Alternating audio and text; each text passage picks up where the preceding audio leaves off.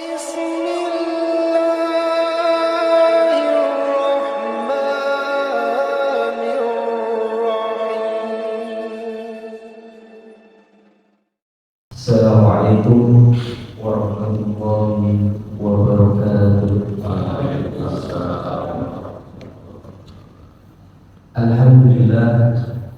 Alhamdulillah rabbil alamin. Asyhadu an la ilaha illallah wa asyhadu anna Muhammadan abduhu wa rasuluh. Allahumma shalli wa sallim ala nabiyyina Muhammad wa ala alihi wa ashabihi wa man tabi'ahum bi ihsan ila yaumiddin. Al-Ba'd. Bapak dan ibu-ibu serta adik sekalian, rahimani wa rahimakumullah. Alhamdulillah, kita bersyukur pada Allah Subhanahu wa taala pada kesempatan pagi hari ini.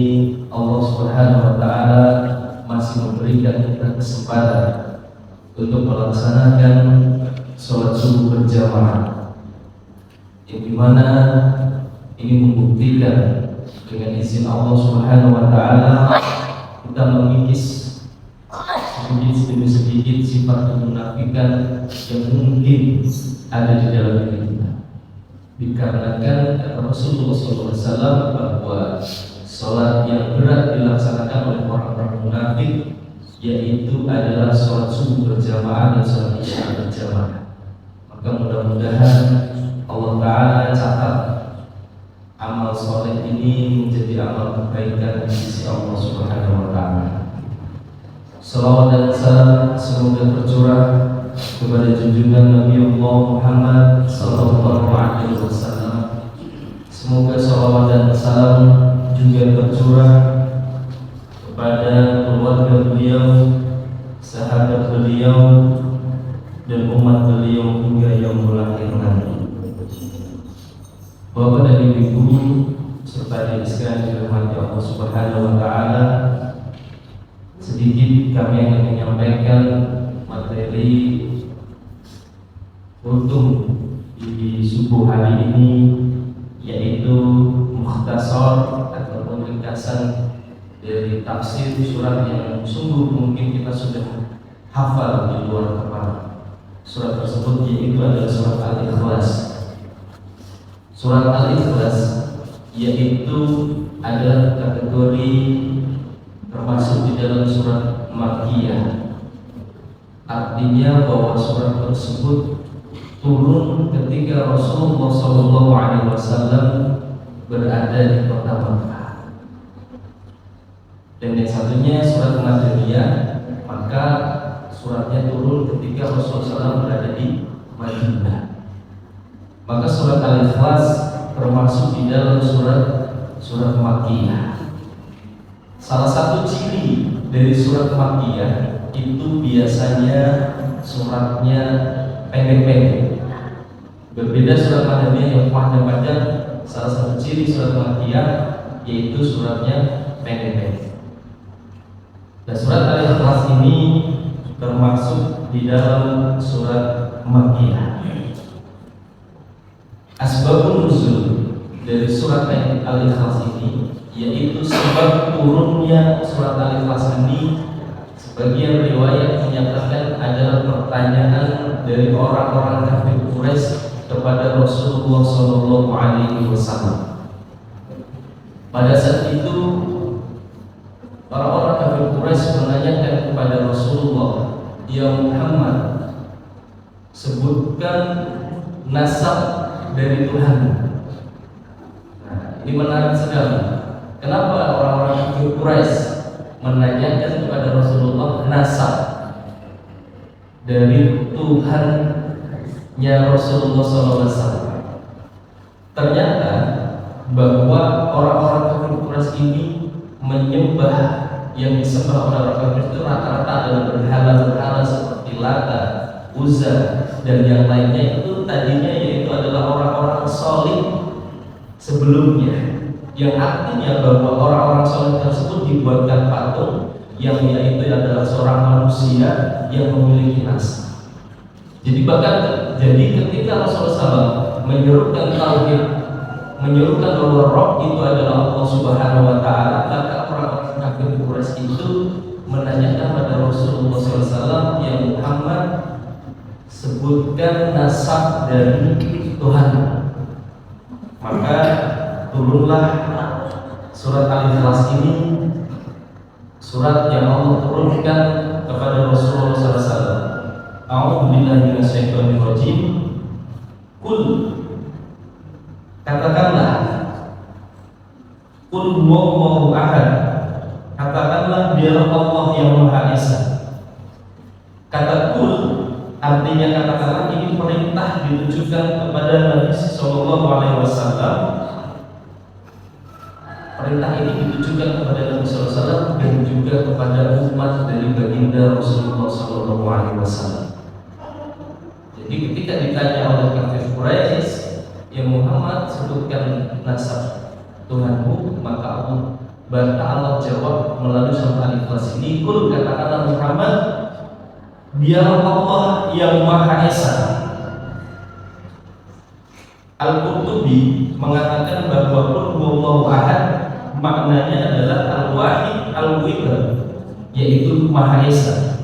Tidak ada yang serupa dengannya, tidak ada yang sebanding dengannya, tidak memiliki istri atau anak, dan tidak ada sekutu baginya. Maka Allah Ta'ala ini menurut Syekh Rahimahullah juga mengatakan bahwa maknanya bahwa Allah itu esa dalam keagungan dan kebesarannya. Tidak ada yang serupa dengannya, tidak ada sekutu baginya. Di sini sebagai bantahan bahwa apa yang ditanyakan oleh orang di sini dibantah bahwa Allah itu berbeda dengan Tuhan-Tuhan yang disembah oleh kafir Quraisy yang ditanyakan nasab dan sebagainya. Karena Allah tentunya tidak serupa dengan sesuatu apapun, apalagi dengan makhluk. Lalu ayat yang kedua, Allahus Samad, Allah adalah Tuhan yang bergantung kepadanya segala sesuatu. Nah, ini menarik sekali, banyak sekali tafsiran dari makna as-samad. Tetapi kami inginkan bahwa salah satu tafsiran dari Ikrimah, yaitu tafsiran dari Ibnu Abbas. Ibnu Abbas ini adalah salah seorang sahabat yang didoakan oleh Rasulullah SAW agar mahir ataupun pandai diberikan oleh Allah untuk menafsirkan ayat Al-Quran. Ibnu Abbas mengatakan bahwa maksud ayat as-samad yaitu seluruh makhluk bersandar bergantung kepadanya dalam segala kebutuhan maupun permasalahan. Jadi ada satu pelajaran bahwa seluruh makhluk, maknanya segala sesuatu yang diciptakan oleh Allah Subhanahu wa taala itu adalah makhluk. Manusia, batu, tumbuhan, hewan, bumi, bulan, dan seluruh alam semesta ini adalah makhluk yang diciptakan oleh Allah Subhanahu wa taala. Dan sifat makhluk itu memiliki ketergantungan kepada yang menciptakan. Jadi kita pasti memiliki ketergantungan kepada yang menciptakan kita, yaitu Allah Subhanahu wa taala. Maka adalah salah ketika kita menggantungkan permasalahan kita, menggantungkan kebutuhan kita juga sesama kepada makhluk, baik itu manusia, bahkan kepada manusia, jin-jin ataupun yang lainnya, maka itu adalah suatu dosa yang besar. Karena pada hakikatnya makhluk itu hanya bergantung kepada yang menciptakannya, yaitu Allah Subhanahu wa ta'ala. Lalu ayat yang selanjutnya, lam yalid wa lam yulad, dia tidak beranak dan tidak pula diperanakkan. Kembali kepada pertanyaan kafir Quraisy tadi, bahwa ketika kafir Quraisy itu menanyakan kepada Rasulullah, berarti seperti menanyakan bahwa Tuhannya Rasulullah itu seperti makhluk. Karena apa? Sifat Roh, sifat yang menciptakan itu berbeda dengan sifat yang diciptakan. Jadi sifat Rabb itu Tuhan itu berbeda dengan sifat makhluk. Kalau makhluk berkembang biak, beranak pinak, memiliki ayah, memiliki ibu, memiliki anak dan sebagainya, sedangkan Allah Subhanahu wa taala itu berbeda sifatnya dengan makhluk. Sehingga ketika orang-orang yang pun menyatakan Uzair anak Allah, Nasr mengatakan Al-Masih itu juga anak Allah, maka ayat ini membantah hal tersebut, bahwa Allah Subhanahu wa taala itu esa dan Allah berbeda, tidak punya sifat makhluk, berbeda dengan makhluk. Karena Allah Subhanahu wa taala yang menciptakan. Jika makhluk itu tidur, maka Allah Subhanahu wa taala tidak pernah tidur. Jika makhluk itu membutuhkan makanan, maka Allah Subhanahu wa taala tidak membutuhkan makanan. Jika makhluk itu membutuhkan rezeki, maka Allah Subhanahu wa taala lah yang memberikan rezeki. Lalu ayat selanjutnya, walam yakul lahu kufuwan ahad, dan tidak ada seorang pun yang setara dengan dia. Maksudnya adalah tidak ada seorang pun yang sama dalam setiap sifat-sifat Allah. Maka dari itu menurut tafsir dari Syekh Abdul Rahman bin Nasir As-Sa'di mengatakan bahwa makna ayatnya adalah dan tidak ada seorang pun yang setara dengan dia, yaitu setara dengan Allah dalam nama, sifat dan perbuatan. Nama makhluk tidak pernah setara dengan nama Allah. Sifat makhluk maka tidak ada yang sama dengan sifat Allah. Lalu perbuatan makhluk maka tidak ada yang sama dengan perbuatan Allah Subhanahu wa taala. Maka dari itu para jamaah sekalian, dalam surat Al-Ikhlas ini menunjukkan bahwa keesaan Allah Subhanahu wa taala di dalam rububiyahnya, dalam menciptakannya, dalam uluhiyah beribadatan pada dan dalam asma wa sifatnya, dalam sifat-sifat Allah Subhanahu wa taala. Maka kita sebagai orang yang beriman, mengakui tauhid, dan yang membedakan agama kita dengan temannya yaitu terletak di dalam tauhid ini, yaitu mengesahkan sang pencipta, yaitu Allah Subhanahu wa taala. Mudah-mudahan di pagi yang berkah ini Allah berikan taufik agar kita istiqomah menurut agama Islam, agar kita istiqomah sampai akhir hayat mentauhidkan Allah Subhanahu wa taala. Mungkin sedikit ini benar-benar bermanfaat. Mohon maaf jika ada salah dalam pengucapan, kebenaran mutlaknya datang dari Allah Subhanahu wa taala. Kita akhiri dengan doa. Subhanallah.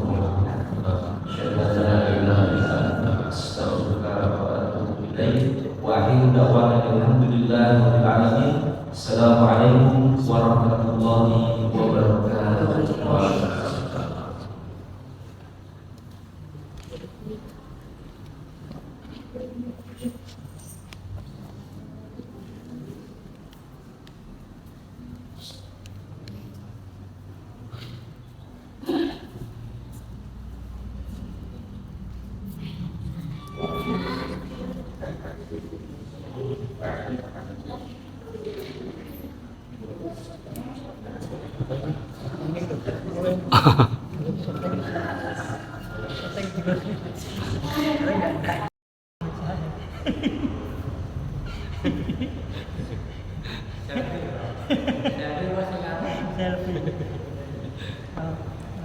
Pak sekawan. Ora ketok dhewe.